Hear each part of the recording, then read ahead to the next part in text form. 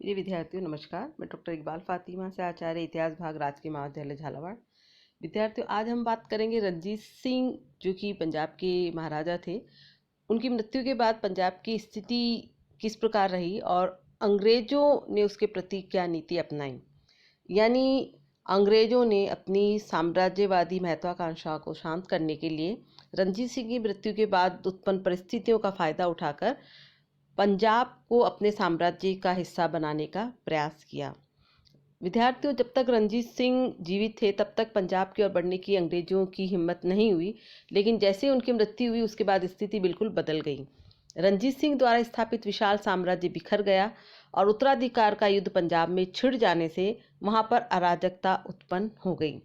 गद्दी के लिए षड्यंत्र होने लगे और पंजाब की सेना नियंत्रणहीन हो गई। कुछ ही सालों में अफगान युद्ध के बाद ही अंग्रेजों ने पंजाब की अस्थिरता का लाभ उठाकर अपनी नीति में परिवर्तन कर उस पर भी अधिकार कर लिया। और यानी रणजीत सिंह की मृत्यु के बाद जो परिस्थितियां उत्पन्न हुई, अराजकता का माहौल वहां पर हुआ विद्यार्थियों, उसकी वजह से अंग्रेज पंजाब विजय की योजना बनाने लगे। और वहां पर इसी दौरान जो पंजाब की सिख सेना थी उसने रणजीत सिंह के छोटे पुत्र दिलीप सिंह जो कि अभी बालक ही थे, उन्हें 5 साल के लिए गद्दी पर बिठाया और उनकी माता रानी जिंदन कौर को उसकी संरक्षिका घोषित किया। लेकिन अंग्रेजों की बढ़ती हुई महत्वाकांक्षा ने अंग्रेजों और सिखों के बीच में युद्ध को अनिवार्य बना दिया। गवर्नर जनरल एलन ब्रो ने गवर्नर जनरल बनते ही पंजाब पर आक्रमण करने की योजना बनाई तथा सतलज स्थित ब्रिटिश सेना की तैयारियां तेज कर दी गई। 1845 ईस्वी तक अंग्रेजों ने युद्ध की तैयारियां पूरी कर ली। अब हम बात करें कि पंजाब के स्वतंत्र राज्य को नष्ट कर देने से अंग्रेजों को क्या फायदा होने वाले थे। विद्यार्थियों उन्हें मोटे तौर पर देखा जाए तो 3 मुख्य लाभ थे पंजाब को की स्वतंत्रता को समाप्त करने में। पहला लाभ तो ये था कि कंपनी राज्य की सीमा पर स्थित एक प्रबल शत्रु हमेशा के लिए इससे समाप्त हो जाता। दूसरा यह है कि कंपनी राज्य को प्राकृतिक सीमा प्राप्त हो जाती और तीसरा ये कि संपूर्ण भारत में अंग्रेजी सत्ता का प्रसार पूर्ण हो जाता और भारत को राजनीतिक एकता प्राप्त हो जाती। तो हम चर्चा करते हैं आंग्ल सिख युद्ध की, प्रथम आंग्ल सिख युद्ध की, जो कि 1845-46 में लड़ा गया। अंग्रेजों के द्वारा इस युद्ध के जो ये कारण थे, इन दोनों पक्षों के बीच में युद्ध हुआ, उसके लिए क्या परिस्थितियां थी, क्या कारण उत्तरदायी थे। तो सिखों का जो कट्टर दुश्मन था ब्रॉडफुट को राजनीतिक प्रतिनिधि बनाकर पंजाब भेजा गया, जिससे सिखों में फूट पड़े और वे अंग्रेजों से युद्ध करने के लिए तैयार हो जाए। सबसे पहला जो कारण इसके लिए उत्तरदायी बना वह यह था कि रणजीत सिंह के जो उत्तराधिकारी थे वो अयोग्य थे। दूसरा कारण ये था कि पंजाब के जो प्रमुख सरदार थे वो आपस में संघर्ष कर रहे थे, महत्वाकांक्षी थे और उनमें परस्पर जो है अलग अलग गुट बन गए थे जो सत्ता पर अधिकार करने के लिए संघर्ष कर रहे थे। तीसरा कारण ये रहा कि शासन व्यवस्था जो है लगभग समाप्त प्राय हो गई थी और सिखों की जो सेना है उसने शासन व्यवस्था पर प्रभुत्व स्थापित कर लिया था। इसके साथ साथ अंग्रेजों की राजनीति में भी परिवर्तन हो गया था। अब वो पंजाब को स्वतंत्र नहीं देखना चाहते थे। इसके साथ ही लाहौर दरबार के जो प्रमुख व्यक्ति थे, लाल सिंह, तेज सिंह आदि, वह अंग्रेजों से गुप्त रूप से पत्र व्यवहार कर रहे थे। सिख सेना की सारी तैयारियों का अंग्रेजों को पहले ही पता चल जाता था। इन विश्वासघातियों के कारण अंग्रेजों के आक्रमण का निश्चय और भी दृढ़ हो गया। वैसे देखा जाए तो रणजीत सिंह के समय से ही अंग्रेजों और सिखों में तनाव व्याप्त था और अंग्रेजों ने हर स्थान पर विद्यार्थियों ये कोशिश की थी कि रणजीत सिंह को अपमानित किया जाए और नीचा दिखाने का उन्होंने प्रयास किया था। 1809 ईस्वी की जो अमृतसर की संधि हुई थी रणजीत सिंह और अंग्रेजों के बीच में, उस संधि के द्वारा भी अंग्रेजों ने सतलज नदी के पार रणजीत सिंह के प्रदेशों पर अधिकार कर लिया था। सिंध के संबंध में भी अंग्रेजों ने रणजीत सिंह को वास्तविक स्थिति की जानकारी नहीं होने दी थी। इस प्रकार हम ये स्पष्ट होता है कि रणजीत सिंह के जीवन काल में ही अंग्रेजों और सिखों के मध्य कटुता में पर्याप्त वृद्धि हो चुकी थी, लेकिन दोनों पक्षों में कोई संघर्ष नहीं हुआ था। और जैसा कि एक कारण और भी रहा कि अंग्रेजों की जो सैनिक गतिविधियां हैं वो सतलज के निकटवर्ती प्रदेशों में काफ़ी तेज हो गई थी। जो अंग्रेज है वे पंजाब में व्याप्त अराजकता का पर्याप्त फायदा उठाना चाह रहे थे और उन्होंने सतलज नदी के किनारे जो है अपनी जो है सैनिक गतिविधियां और बढ़ा दी थी और सैनिकों को इकट्ठा करना शुरू कर दिया था। और अंग्रेजों की इन सैनिक गतिविधियों को देखकर सिखों के हृदय में भी विचार उत्पन्न होना स्वाभाविक था कि अंग्रेज पंजाब पर अपना अधिकार स्थापित करना चाहते हैं। इसी के साथ सिंध का अंग्रेजी राज्य में विलय किया जाना भी इस युद्ध का एक कारण बना। विद्यार्थियों, 1843 ईस्वी में अंग्रेजों ने सिंध प्रदेश को ब्रिटिश साम्राज्य में मिला लिया था। इस घटना से अंग्रेजों की साम्राज्यवादी विचारधारा पूरी तरह से स्पष्ट हो गई और ये बात भी स्पष्ट हो गई कि अंग्रेज सिंध के समान ही पंजाब पर भी अपना अधिकार करना चाहते हैं। अब सिख अंग्रेजों की साम्राज्यवादी भावना से और भी अधिक सावधान हो गए तथा उन्हें अंग्रेजों से युद्ध करने के लिए बाध्य होना पड़ा। इसके अलावा जो एक तात्कालिक कारण भी था दोनों पक्षों में युद्ध के लिए, वह था सिखों द्वारा सतलज नदी को पार करना। विद्यार्थियों, दिसंबर 1845 ईस्वी में सिख सैनिकों ने सतलज नदी को पार करना शुरू कर दिया। अंग्रेज इस अवसर की प्रतीक्षा में पहले से ही थे। अतः समाचार मिलते ही लॉर्ड हार्डिंग ने 13 दिसंबर 1845 ईस्वी को सिखों से विधिवत युद्ध की घोषणा कर दी। अब हम बात करें अंग्रेजों और सिखों के बीच युद्ध की प्रमुख घटनाएं क्या रही। 13 दिसंबर 1845 ईस्वी को ये युद्ध शुरू हुआ और लगभग 3 महीने तक चलता रहा। अंत में 9 मार्च 1846 ईस्वी को लाहौर संधि के द्वारा ये युद्ध समाप्त हुआ। इस युद्ध की प्रमुख घटनाओं में सबसे पहले तो है मुदकी का युद्ध आता है, बैटल ऑफ मुदकी, जो कि 18 दिसंबर 1845 ईस्वी को हुआ। सिख सेना लाल सिंह के नेतृत्व में सतलज पार करके फिरोजपुर की ओर बढ़ी और दूसरी ओर से सर ह्यूगफ के नेतृत्व में ब्रिटिश सेना भी लुधियाना की ओर बढ़ी।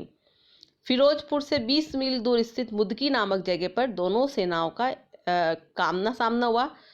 सिख सेना की संख्या विद्यार्थियों लगभग 40,000 थी, जबकि अंग्रेजों की सैनिक संख्या उनकी 1/4 यानी लगभग 11,000 ही थी।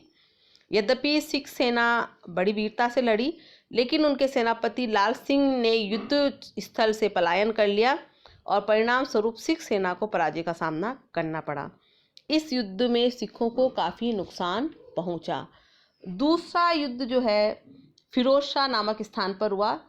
31 दिसंबर 1845 को ये हुआ। इसमें सिखों ने अंग्रेजों का जो है भीषण संहार किया, किंतु यहाँ पर भी उनके सेनापति जैसे जो तेज सिंह जो सेनापति था उसने विश्वासघात किया और वह भी युद्ध स्थल छोड़कर भाग गया, जिसके परिणाम स्वरूप सिखों को पुनः पराजय का सामना करना पड़ा। इस संबंध में इतिहासकार सरकार और दत्ता का कहना है कि यदि सिख नेतृत्व इस प्रकार धोखा न देता तो युद्ध का परिणाम कुछ और ही होता। इस युद्ध में लगभग 8,000 सिख सैनिक वीरगति को प्राप्त हुए तथा उन्हें 73 यानी 73 तोपों से भी वंचित होना पड़ा। इस युद्ध में अंग्रेजों को भी काफ़ी नुकसान पहुंचा और उनके 700 सैनिक मारे गए तथा लगभग 1721 सैनिक घायल हुए। इसके बाद एक अन्य प्रमुख जो है युद्ध हुआ दोनों पक्षों के बीच संघर्ष, वह था बुड्डेवाल तथा आलीवाल का युद्ध। 28 जनवरी को आलीवाल का युद्ध हुआ और 21 जनवरी 1846 को रणजोड़ सिंह मजीठिया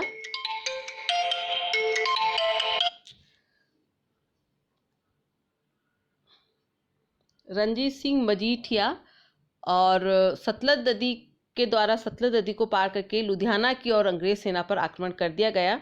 ये युद्ध बुड्डेवाल में लड़ा गया जिसमें अंग्रेजों की हार हुई, लेकिन जल्द ही अंग्रेजों को सहायता प्राप्त हो गई। अतः उन्होंने आगे बढ़कर 28 जनवरी 1846 ईस्वी को आलीवाल नामक स्थान पर सिखों को पराजित कर दिया। एक अंतिम संघर्ष जो है वह हुआ 10 फरवरी 1846 ईस्वी को सोबराव में, जो कि सबराव का युद्ध के नाम से भी जाना जाता है। इस युद्ध में भी सिख पुणे हार गए और 20 फरवरी को लाहौर पर अंग्रेजों का अधिकार हो गया। लेकिन अंग्रेज ये युद्ध आसानी से नहीं जीत पाए थे। इस के संबंध में मिस्टर व्हीलर कहते हैं कि ब्रिटिश कालीन भारत के इतिहास में लड़े जाने वाले युद्धों में सबराव का युद्ध सबसे भीषण युद्ध था। परंतु जहां सिख सेना अपने सम्मान की रक्षा के लिए अपना सब कुछ बलिदान करने के लिए तैयार थी, वहां श्याम सिंह अटारीवाला के अतिरिक्त अन्य सभी सिख सेनानायक विश्वासघात पर उतर आए थे। इन परिस्थितियों में सिखों को काफ़ी नुकसान पहुंचा और इस युद्ध में लगभग 10,000 सिख सैनिकों का वध कर दिया गया और सेनापति श्याम सिंह अटारीवाला युद्ध स्थल में ही मारा गया। विद्यार्थियों, सबराव का युद्ध जो है एक निर्णायक युद्ध था। इस युद्ध की विजय के उपरांत ब्रिटिश सेना ने विशाल संख्या में सतलज नदी को पार किया तथा 20 फरवरी 1846 को उन्होंने लाहौर पर अपना अधिकार स्थापित कर लिया। परिणामों के दृष्टिकोण से देखा जाए तो इस समय तक सिख लगभग पूरी तरह से पराजित हो चुके थे, लेकिन गवर्नर जनरल लॉर्ड हार्डिंग ने पंजाब को अंग्रेजी साम्राज्य में नहीं मिलाया। उन्होंने सिखों से मार्च 1846 में लाहौर की संधि कर ली और कुछ समय बाद अनेक परिस्थितियों के कारण लाहौर की संधि में कुछ संशोधन किए गए, परिवर्तन किए गए और इसी कारण जो है दिसंबर 1846 में सिखों से अंग्रेजों ने एक और संधि की जो भेरोवाल की संधि के नाम से जानी जाती है। लाहौर की संधि जो कि मार्च 1846 में हुई और इस संधि की जो है प्रमुख शर्तें निम्न प्रकार हैं। इस संधि के द्वारा या इस संधि के अनुसार सिख और अंग्रेजों के बीच युद्ध समाप्त कर दिया गया। संधि की सर्वप्रमुख शर्त ये थी कि दिलीप सिंह को पंजाब का महाराजा और रानी जिंदन को उसकी संरक्षिका बने रहने दिया गया। महाराजा दिलीप सिंह का सतलज के दक्षिण के सभी राज्यों पर से अधिकार खत्म कर दिया गया। तीसरी शर्त थी कि महाराजा की सैनिक संख्या 12,000 घुड़सवार और 25 बटालियन पैदल निश्चित कर दी गई।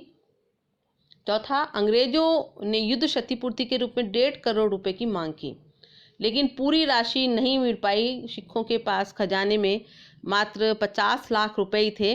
अतः दिलीप सिंह ने सिंध तथा व्यास नदियों के बीच के कश्मीर तथा हजारा प्रदेश अंग्रेजों को क्षतिपूर्ति की राशि 1 करोड़ के बदले में दे दी है।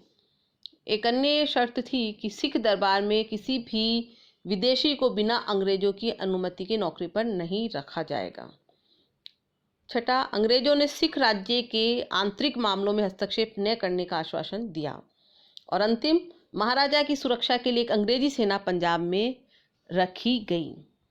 लेकिन इस संधि के द्वारा जो शासन कार्य चलाना काफ़ी मुश्किल हो गया।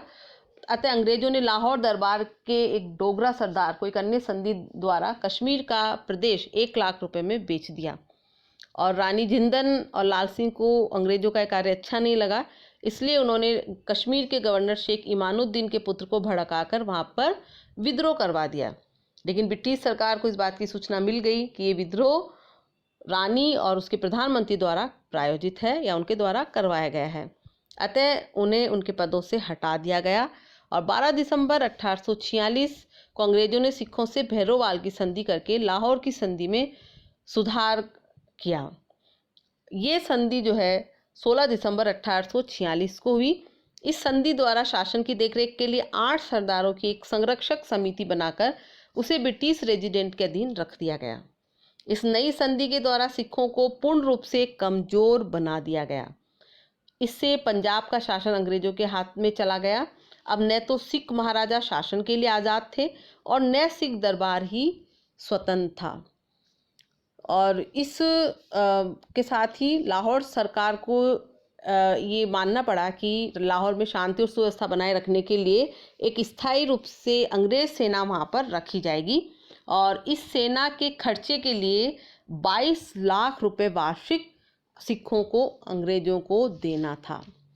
अब ये निश्चित किया गया कि दिलीप सिंह के 4 सितंबर 1854 में वयस्क होने तक ये व्यवस्था चलती रहेगी। इस प्रकार विद्यार्थियों, भेरोवाल की संधि के द्वारा पंजाब पर अंग्रेजों का वास्तविक अधिकार हो गया। अगर हम ये बात करें कि प्रथम सिख युद्ध में अंग्रेजों की विजय हुई और सिखों की पराजय हुई तो उसके कारण क्या थे, तो विद्यार्थियों, सिखों की पराजय का मुख्य कारण ये था कि सिख सरदारों का व्यक्तिगत स्वार्थ तथा अपने राज्य के प्रति गद्दारी या विश्वासघात करना।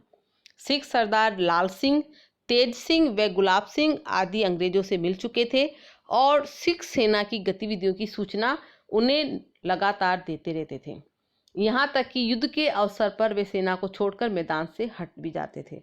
तो विद्यार्थियों, जिस प्रकार प्लासी के युद्ध में मीर जाफर आदि ने सिराजुद्दौला का साथ छोड़ा था और प्लासी की लड़ाई में सिराजुद्दौला को पराजित होना पड़ा था, उसी प्रकार प्रथम आंग्ल सिख युद्ध में भी सिख सरदारों के विश्वासघात की वजह से सिख सेना को पराजित होना पड़ा।